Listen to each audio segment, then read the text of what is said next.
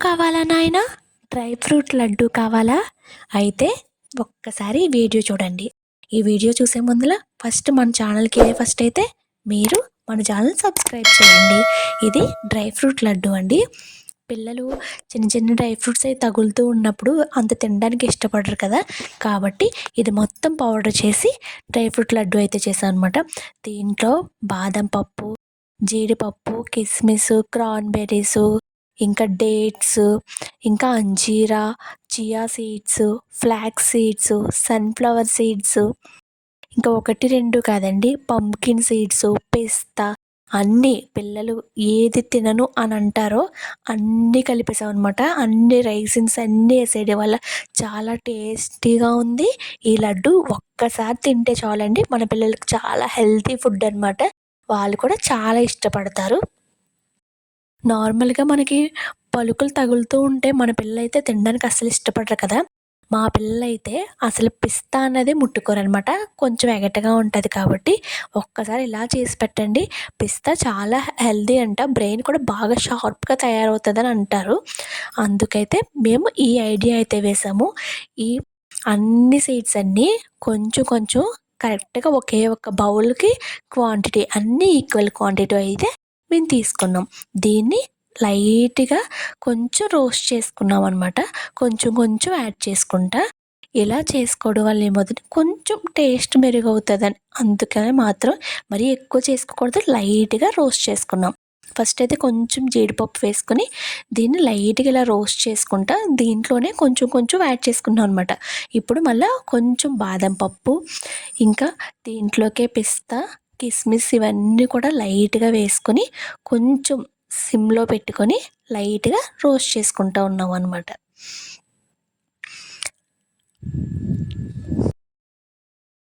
ఇప్పుడు అందరి పిల్లలకి ప్రోటీన్ డెఫిషియన్సీ వస్తుందండి.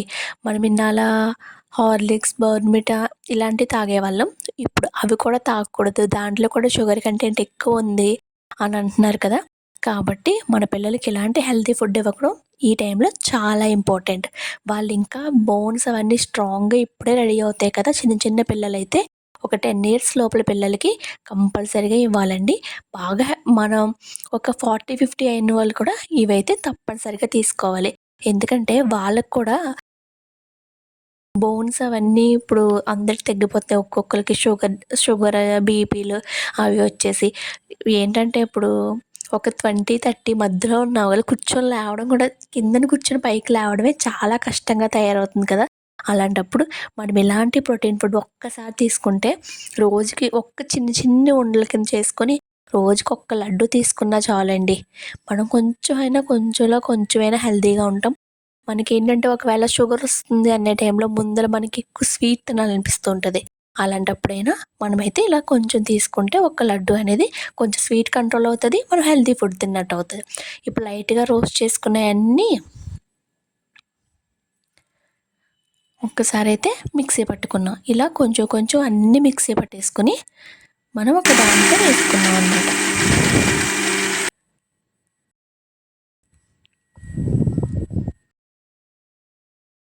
బాగా రోస్ట్ చేసుకొని, బాగా ఎక్కువ గ్రైండ్ చేసుకున్నామండి. ఎక్కువ గ్రైండ్ చేసుకోవడం అంత పంటి కింద అది పడదు కదా! పంటి కింద పడినా కానీ కొంతమంది పిల్లలైతే తినరు. ఇలా బాగా గ్రైండ్ చేసుకుంటే అందరూ తింటారనమాట.